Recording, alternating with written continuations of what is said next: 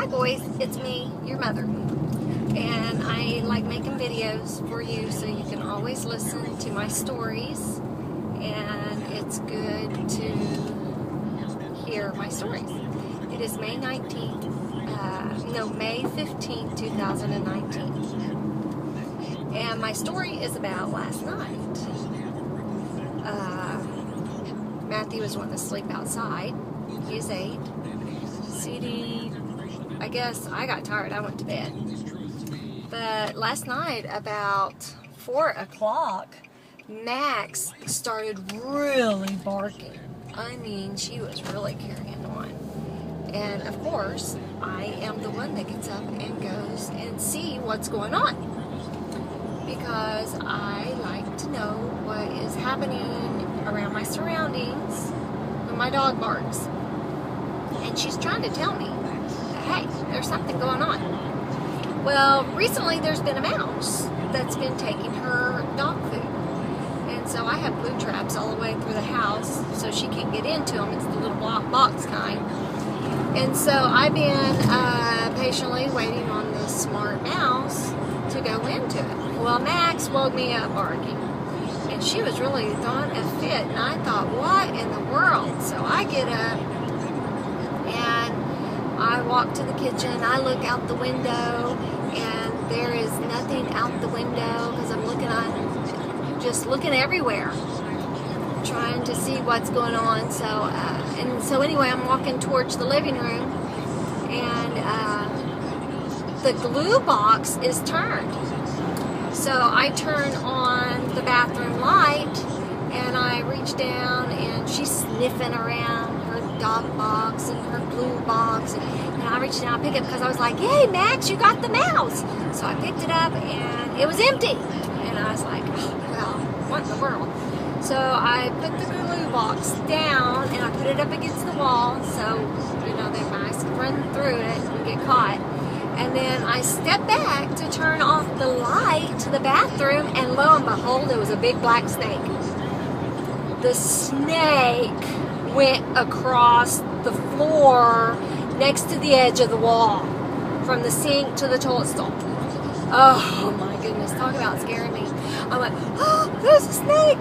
So I ran and I said, John, there's the snake, there's the snake. So I go back in there and I'm watching it, and then he comes out and he's like, what? And I said, there's a snake. What do you want me? Do you want to watch it? I'll go get the shovel. What do you want to do? And he said he was going to go out to the barn and get the shovel. And I said, okay. And so I said, hey, before you leave, give me my boots, my mud boots. So he gave me my boots, and I had my boots on, and he gave me a broom, so just in case the snake tried. And I shut the boys' room up, and because I didn't want the snake to get in their room, because you guys have toys everywhere, and clothes, and all your stuff piled everywhere. And I put the dog in there, I put Max in there, because she is very an aggressive dog. And so I was like, oh! And so I have the broom and I have my boots, and I'm watching it, and it's just staying in the spot. Then all of a sudden, John's not back yet, all of a sudden it starts slithering behind the toilet stall, and it goes by the shower. And I thought, well, it must be thirsty. And so it's smelling, and it's going up, and it's looking up, and then it comes around, and then it goes by the vent. And I'm like, oh my goodness. And so I didn't think it could fit in the hole, but necessarily, let me tell you, snakes can fit anywhere. And so, yes, that's Rush in the background. So anyway, it sticks its head in the hole. Well, John's not back yet. And I'm like, I don't want to lose this snake. So I have my broom, and I run in there, and it gets down in there, and it's trying to slither down the hole, and I step on it.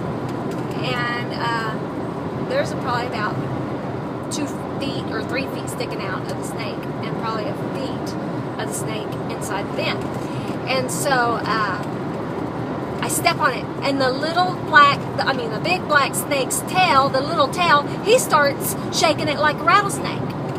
And it's making noise, but he's not no rattlesnake, but he is shaking it. So anyway, finally, Oh, I'm standing there holding the snake, and I'm like sticking my head against the wall, hoping it don't slither out from underneath my boot. And so I'm standing there. Then John comes in with the spade shovel, and he like tries to poke it down, and it don't kill it. It just makes it bleed. And I'm like, you got to really put some oomph into it. And then I said, I'll pick it up. Give me some gloves. So he went, and I was wanting leather gloves, but he gave me snow gloves. And so anyway, he says, well, you can't let it go. And so anyway, I step it on it, and I grab it by both of my hands, and I have it stretched out there, and then it's so strong, the snake's so strong, it lifts up the vent.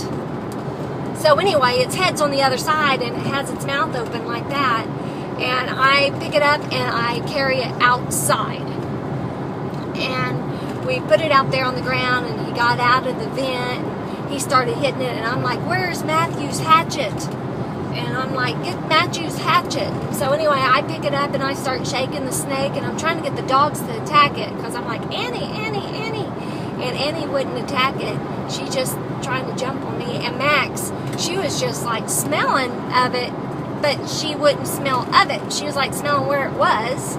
So I'm like, Max, that's why she needs her eyebrows clipped so she can see. And finally, I put it on the ground, and he chopped off its head, and I go get Matthew's hatchet, and he wouldn't let me dull his hatchet on the rock. And then it's moving around, and then Max finally gets excited. But Annie never got excited the whole entire time. So anyway, needless to say, that's how the snake night went. So I just wanted to let you guys know on the story. And then after that, we went back in the house, and I kept hearing noises, and it sounded like it was in the vents. And I really thought there might be another one, but finally I did not sleep with any covers, because I was scared just in case something came up my bed. And so anyway, that was last night's adventure of the black snake hunt. I know it's a good snake, but I just don't want them in my house.